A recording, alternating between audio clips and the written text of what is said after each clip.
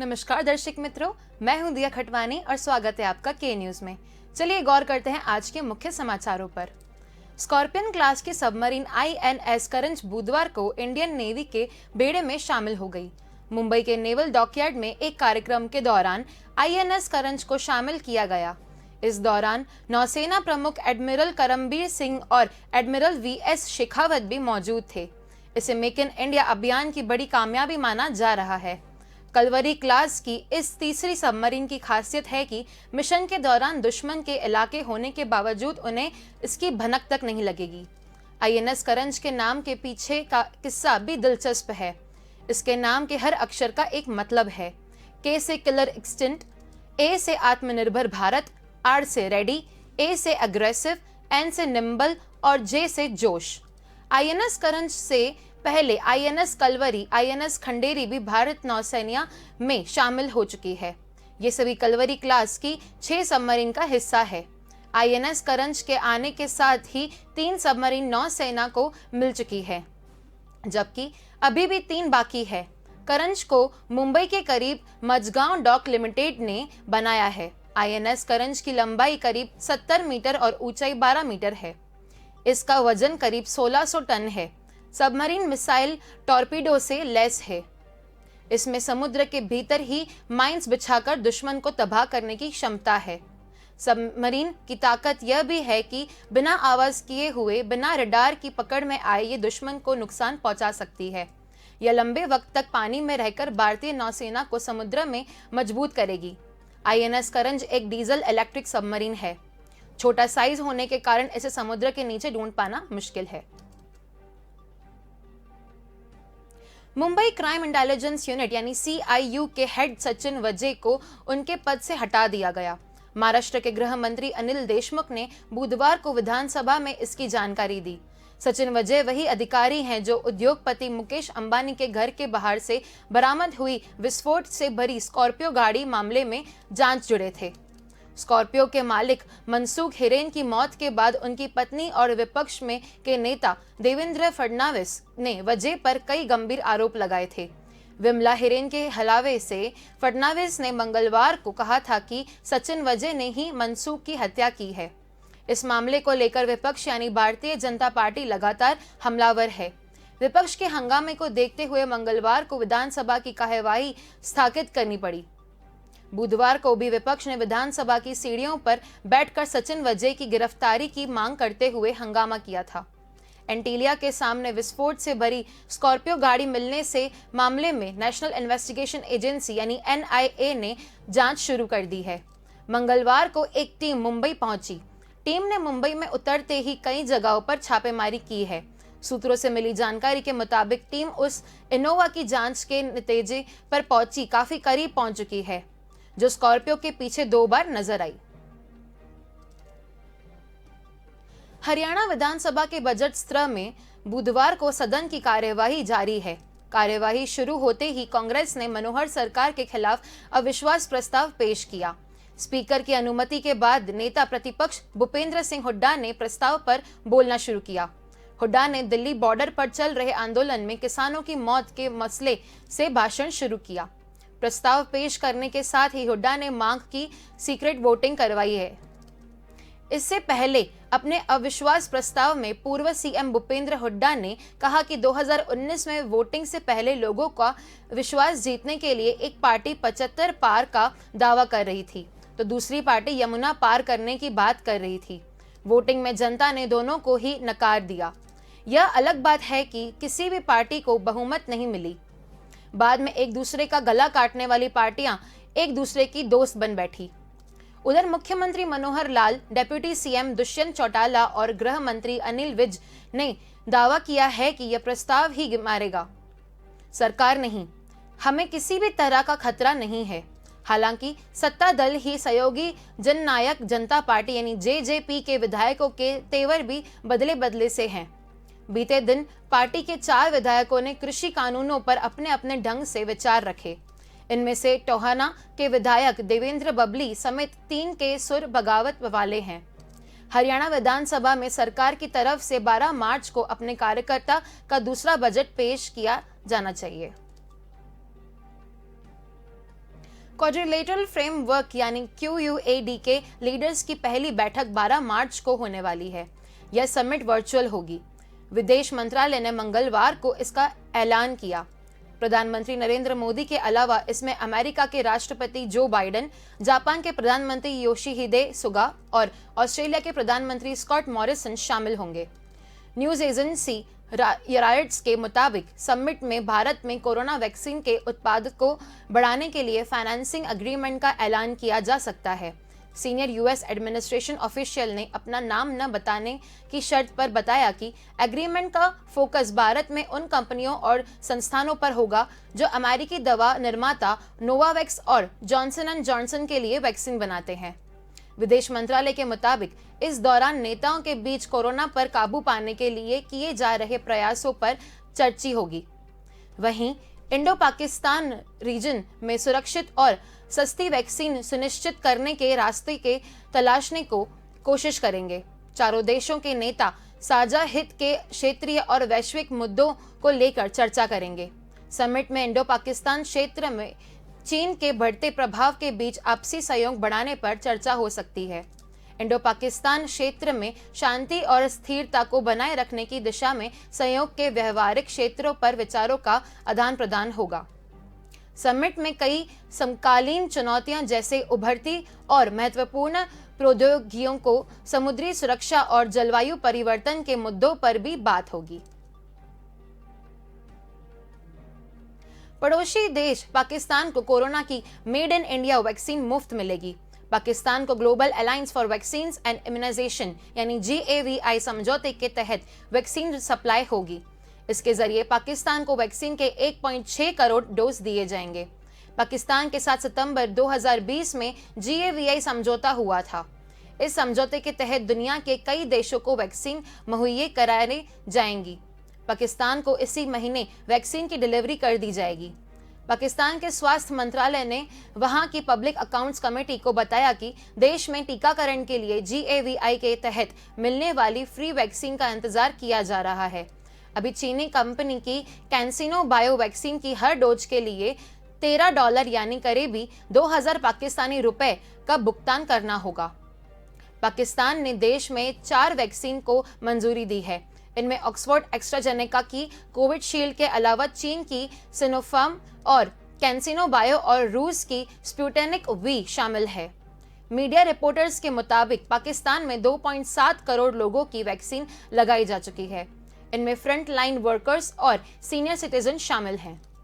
भारत ने दुनिया भर के 65 देशों को कोरोना वैक्सीन भेजी है। कई देशों को वैक्सीन फ्री दी गई है, जबकि कुछ देशों को इसे बेचा गया है। पड़ोसी देश श्रीलंका, भूटान, मालदीव, बांग्लादेश, नेपाल, म्यांमार और शैलेश को करीब 65 लाख वैक्सीन फ्री में दी गई है। भारत में सीरम इंस्टीट्यूट ऑफ इंडिया यानी SII कोविशील्ड और भारत बॉयकॉट कोवैक्सीन का प्रोडक्शन कर रही है। चलिए वक्त हो चला एक छोटे से ब्रेक का। जल्दी मिलेंगे एक छोटे से ब्रेक के बाद।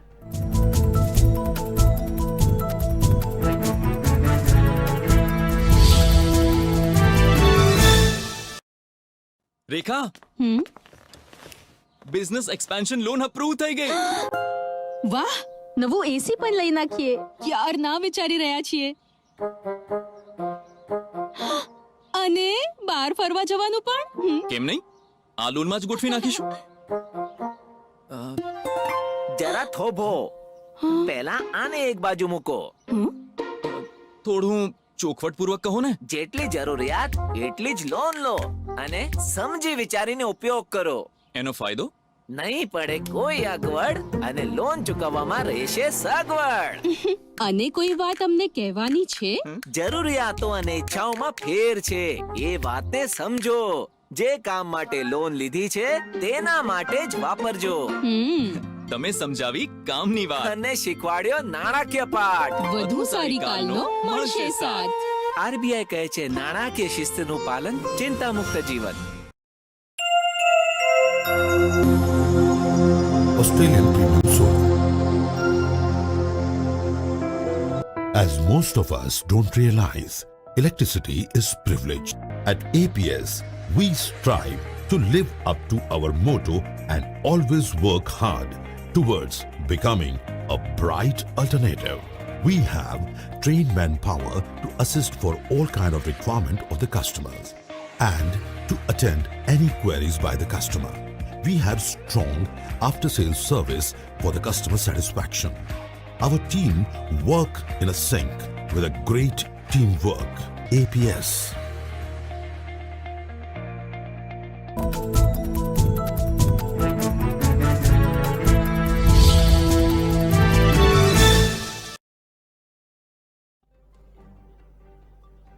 Welcome back. चलिए गौर करते हैं आगे के समाचारों पर। मार्च में शनिवार और रविवार के बाद बैंक हड़ताल के कारण लगातार 4 दिन बैंक बंद रहेंगे। 13 मार्च को महीने का दूसरा शनिवार है और बैंकों की छुट्टी होगी। वहीं 14 मार्च को रविवार के कारण बैंक बंद रहेंगे। इसके बाद 15 और 16 मार्च को बैंकों की राष्ट्रव्यापी हड़ताल रहेगी। यानी हड़ताल के कारण 13 मार्च से लेकर 16 मार्च का बैंकों में कामकाज ठप रहेंगे। 15 और 16 मार्च को बैंकों की राष्ट्रव्यापी हड़ताल रहेगी। यह हड़ताल सार्वजनिक क्षेत्र के बैंकों के निजीकरण के खिलाफ की जा रही है। जिन बैंकों का निजीकरण होना है उनमें bank of Maharashtra, bank of India, Indian overseas bank और सेंट्रल बैंक ऑफ इंडिया का नाम शामिल है। मार्च में आने वाले दिनों में 10 दिन बैंकों के काम नहीं होगा। मार्च में 11 को महाशिवरात्रि और 29 मार्च को होली के कारण बैंक बंद रहेंगे। इसके अलावा इस महीने में अभी कुल 3 रविवार पड़ना बाकी हैं। इसके अलावा 13 को दूसरा और 27 को चौथे शनिवार होने के कारण बैंक बंद रहेंगे। इन कारणों की वजह से बंद रहेंगे बैंक।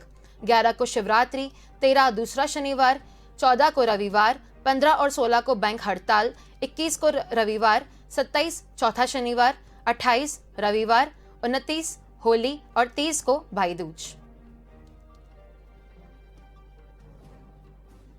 प्रोडक्शन लिंक्ड इंसेंटिव यानी PLI से 14 सेक्टर्स में डोमेस्टिक मैन्युफैक्चरिंग को बढ़ावा मिलेगा। क्रिसिल की एनालाइजिंग रिपोर्ट के अनुसार इस स्कीम से अगले 5 साल में सरकार को 65 लाख करोड़ रुपए की अतिरिक्त कमाई हो सकती है। इस स्कीम के तहत सरकार लोकल मैन्युफैक्चरिंग में लगी कंपनियों को 1.8 लाख करोड़ रुपए के इंसेंटिव्स या सब्सिडी देगी। सरकार ने इस स्कीम का ऐलान चीन को टक्कर देने के लिए उस वक्त किया था जब कोरोना सबसे तेजी से बढ़ रहा था। क्रिसिल की रिपोर्ट के मुताबिक ज्यादातर नई मैन्युफैक्चरिंग कंपनियों अगले 24 से 30 महीनों में शुरू होने के उम्मीद में ही, जिनमें 2 से 2.7 लाख करोड़ रुपए का निवेश हो सकता है। इसमें बड़े पैमाने पर इंसेंटिव मिलने की उम्मीद है क्योंकि यह सभी मोबाइल फोन, इलेक्ट्रॉनिक्स, टेलीकॉम के सामान और IT हार्डवेयर को बनाएंगी। क्रिसिल की मैनेजिंग डायरेक्टर और चीफ एग्जीक्यूटिव आशु सुयश ने कहा कि PLI स्कीम 2021 से 22 में इकोनॉमी की ग्रोथ बढ़ाने में अहम भूमिका निभाएगा। रिपोर्ट के अनुसार 2021 से 22 में इंडस्ट्रियल इन्वेस्टमेंट में कामकाजी पूंजी के 45 से 50% तक बढ़ने की संभावना है।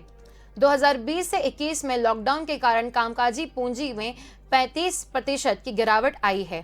इससे बैंकिंग सेक्टर को भी फायदा होगा।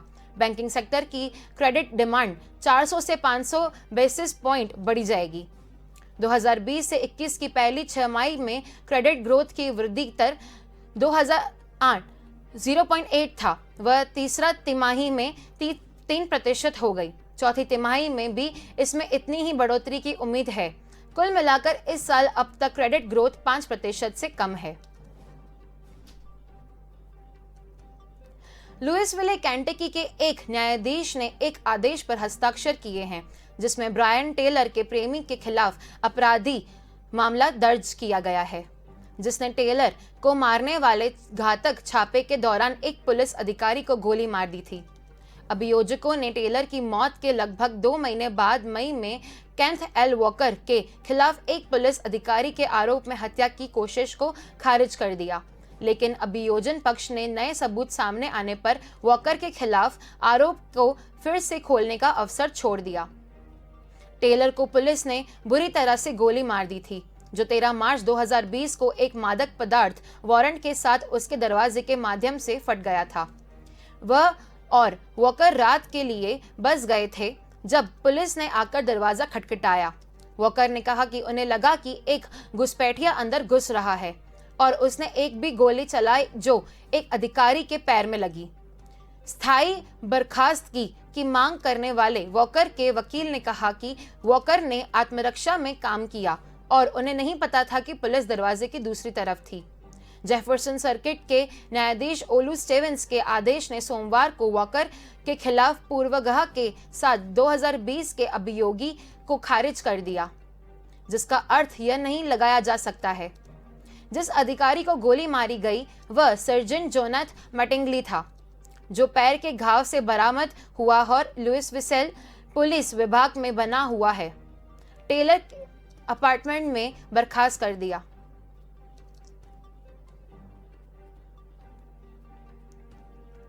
सुप्रीम कोर्ट ने कहा है कि वह अधिकारी जिसने मूल्यांकन किया है केवल वही सीमा शुल्क अधिनियम की धारा 28(4) के तहत पुनः मूल्यांकन कर सकता है।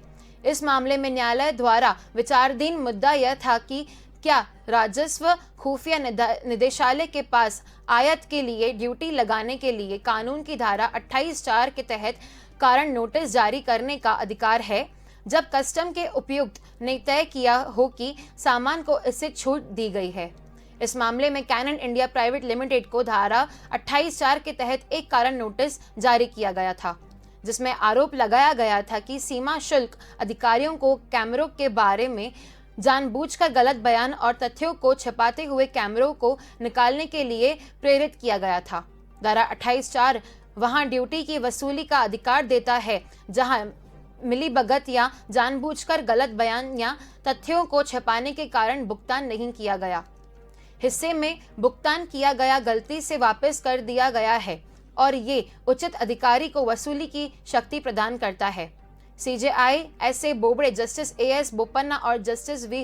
रामसुब्रमण्यन की पीठ ने कहा कि जहां एक अधिकारी ने मूल्यांकन की अपनी शक्तियों का प्रयोग किया है, वहीं पुण्य मूल्यांकन का आदेश देने की शक्ति भी उसी अधिकारी या उसके उत्तराधिकारी द्वारा प्रयोग को जानी चाहिए, न कि अन्य विभाग के किसी अन्य अधिकारी द्वारा, हालांकि वह उसी पद के अधिकारी के रूप में नियमित है।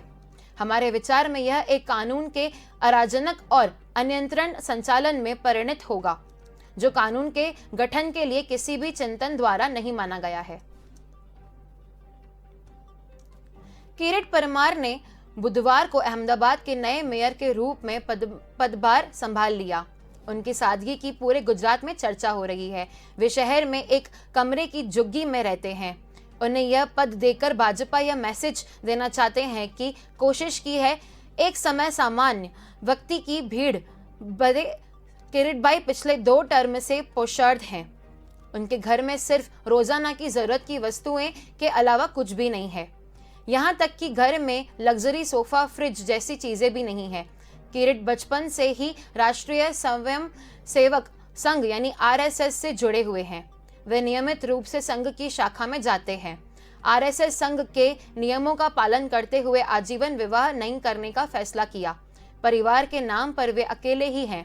इस बारे में किरीटभाई बताते हैं कि आरएसएस से जुड़ने के बाद मेरा एक ही लक्ष्य रह गया था और वह है समाज और देश की सेवा करना। इसी के चलते मैंने आजीवन अविवाहित रहने का फैसला किया और वर्षों से इसी झुग्गी में रहता आया हूँ। यहाँ रहने वाले लोग ही मेरा परिवार है। किरीटभाई ने आज सुबह ही मेयर पदभार ग्रहण किया है।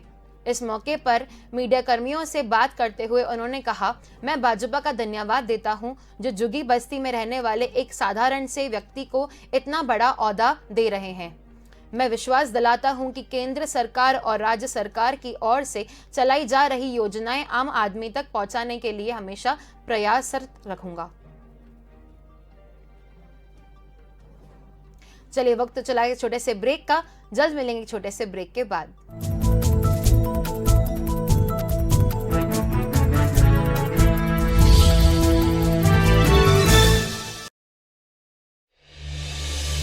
SGVP, a true international school. The school provides all facilities like transportation, prayer hall, library, IT and multimedia center, science labs, conference hall, art and craft, music, study hall, 5-star hostel facility, dining hall and much more. NRI students from 20 countries of different continents are studying here. School provides all the sports activities like swimming, horse riding, cricket, basketball, volleyball, football, tennis, yoga, indoor and outdoor games. A perfect blend of science, sports and spirituality. Fusion of East and West. Affiliated boards. CISE New Delhi. Accreditation with CETA, SAC. Standards available from KG till 12th. Admissions open now.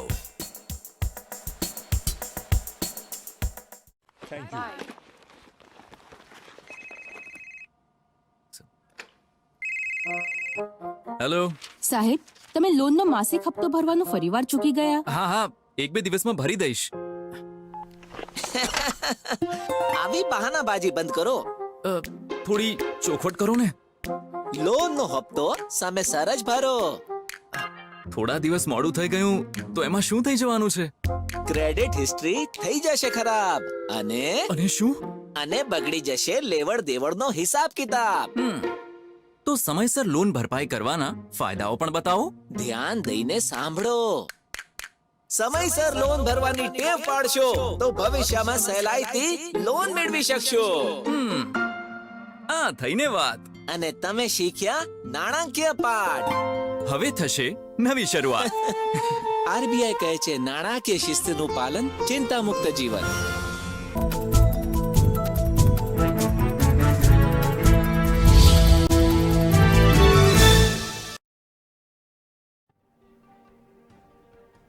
Welcome back.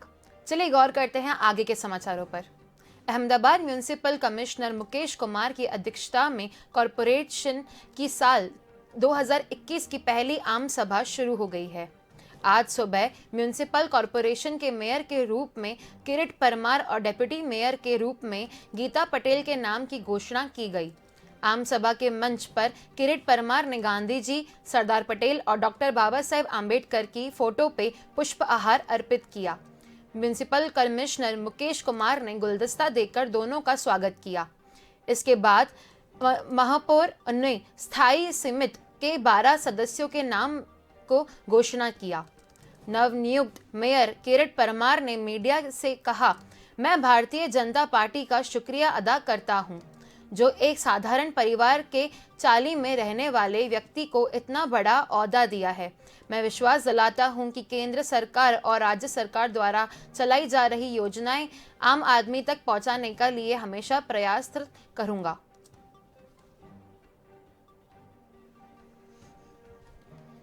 शहर में African strain ने भी दस्तक दे दी है। पहली बार एक African और 2 UK strain की report positive आई है। यूके स्ट्रेन के जो 2 मरीज सामने आए हैं, इसमें एक मनपा इंजीनियर है जबकि दूसरी उसकी ही पत्नी है। उधर अफ्रीकन स्ट्रेन से पीड़ित मरीज हीरा कारोबारी है। वह कारोबार को लेकर अक्सर अफ्रीकन देशों में जाता रहता था। डॉक्टर इन दोनों स्ट्रेन को वेरिएंट ऑफ कोसन स्ट्रेन का नाम दे रहे हैं। सिविल अस्पताल के अनुसार कमरेज निवासी 41 वर्षीय युवक 9 फरवरी को बोट्सवाना साउथ अफ्रीका से आया था। बाद में उसे सर्दी बुखार हुआ। 19 फरवरी को उसकी RT-PCR रिपोर्ट पॉजिटिव आई तो उसे 20 फरवरी को सिविल में भर्ती किया गया। उसकी मां, पत्नी और बेटे को भी भर्ती किया गया था। सभी की RT-PCR रिपोर्ट पॉजिटिव आई थी। सभी का अफ्रीकन स्ट्रेन जांच के लिए सैंपल पुणे भेजा था। इसमें केवल युवक की रिपोर्ट ही पॉजिटिव आई। हालांकि युवक को 5 मार्च को ही डिस्चार्ज कर दिया गया। उसकी RT-PCR रिपोर्ट भी नेगेटिव पाई गई थी। पत्नी और बेटे अभी एडमिट है। वही 8वां जोन निवासी व मनपा इंजीनियर 56 वर्षीय अधेड़ और 51 वर्षीय उसकी पत्नी को फरवरी में कोरोना हुआ था। इनकी कोई यूके हिस्ट्री ही नहीं है। 24 फरवरी को कोरोना पॉजिटिव पाए जाने के बाद उसका सैंपल पुणे भेजा था, जिसकी यूके स्ट्रेन पॉजिटिव आई है। इस बीच इंजीनियर को भी डिस्चार्ज किया जा चुका है। इससे पहले 6 मार्च को यूके स्ट्रेन के 3 केस आए थे। इस तरह अब यूके 5 मामले सूरत शहर में आ चुके हैं। टीम इंडिया के विकेट कीपर बल्लेबाज ऋषभ पंत हाल फिलहाल जोरदार फॉर्म में चल रहे हैं ऑस्ट्रेलिया दौरे के बाद इंग्लैंड के खिलाफ घरेलू टेस्ट सीरीज में भी उन्होंने जोरदार खेल दिया है। ऐसे में पूरी उम्मीद है कि पंत को इंग्लैंड के खिलाफ 12 मार्च को होने वाले पहले टी20 मैच में भी प्लेइंग 11 में मौका मिले। अगर ऐसा होता है तो बड़ा सवाल यह उठता है कि उनकी जगह से किसको बाहर किया जाएगा। टीम इंडिया से जुड़े सूत्रों के मुताबिक भारतीय पारी की शुरुआत के लिए रोहित शर्मा और लोकेश राहुल की जोड़ी अभी पहली पसंद मानी जा रही है। इसके पीछे धवन की तुलना में राहुल की बेहतर स्ट्राइक रेट बड़ी वजह से है। धवन ने टी20 इंटरनेशनल मैचों में 128 की स्ट्राइक रेट से बल्लेबाजी की है, वहीं राहुल ने 144 की स्ट्राइक रेट से बैटिंग की है। रोहित की स्ट्राइक रेट 138 की है। कप्तान विराट कोहली खुद नंबर 3 पर बल्लेबाजी करने आ सकते हैं। ऑस्ट्रेलिया के खिलाफ ऑस्ट्रेलिया में हुई 3 मैचों की टी20 सीरीज में भी विराट तीसरे नंबर पर ही बल्लेबाजी के लिए आए थे। विराट आखिर तक टिक कर बल्लेबाजी कर सकते हैं, लिहाजा टॉप 3 में उनका खेलना सही फैसला लगता है। ऑस्ट्रेलिया में टी20 सीरीज में संजू सैमसन नंबर 4 पर खेले थे।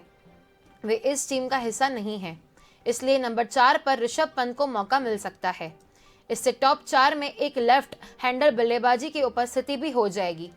नंबर 5 पर श्रेयस अय्यर खेल सकते हैं। हालांकि टीम मैनेजमेंट जरूरत है कि हिसाब से अय्यर को नंबर 4 और पंत को नंबर 5 पर भी बेच सकते हैं। जानवी कपूर स्टारर रूही 11 मार्च को रिलीज होने जा रही है। इस फिल्म में जानी डबल रोल में नजर आएंगी। पहली अफजा और जो कि एक चुड़ैल है और दूसरी रूही जो कि एक आम लड़की है। जानवी की यह तीसरी फिल्म है। इससे पहले वह गुंजन सक्सेना द कारगिल गर्ल में नजर आई थी, जो कि नेटफ्लिक्स पर 12 अगस्त 2020 को रिलीज हुई थी। जानवी भले ही अब फिल्म दुनिया में अपनी पहचान बना रही है, लेकिन एक समय यह भी था जब उनकी मां श्रीदेवी नहीं चाहती थी कि वो फिल्म्स लाइन में आए। जानवी ने खुद इस बात का खुलासा एक इंटरव्यू में किया था। जानवी ने कहा था, मां को लगता था कि मैं बहुत बोली हूँ, मोटी चमड़ी की नहीं। मुझसे ज़्यादा उन्हें भरोसा था कि खुशी के लिए फिल्म्स दुनिया ज़्यादा ठीक रहेगी। मां मेरे लिए रिलैक्स लाइफ चाहती थी। वह धड़क के सेट पर कभी नहीं आई। जब उन्होंने फिल्म्स के कुछ सीन देखे तो काफ़ी खुश हुए। इन्हें देखकर उन्होंने मुझे कहा कि तुम्हें अभी बहुत सुधार करना है। साथ ही फिल्म के दूसरे हिस्से में उन्होंने मुझे सलाह दी थी कि मैं मेकअप ना लगाऊं।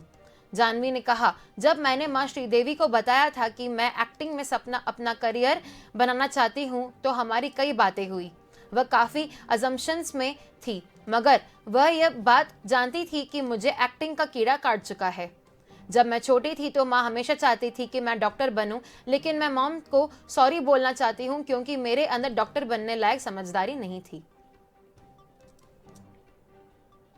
प्रियंका चोपड़ा ने 1 महीने पहले 9 फरवरी को अपनी मोमेर अनफिनिश्ड लॉन्च की थी।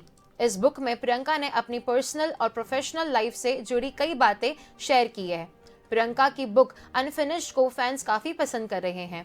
मंगलवार को प्रियंका ने सोशल मीडिया पर एक फ़ोटो शेयर किया है।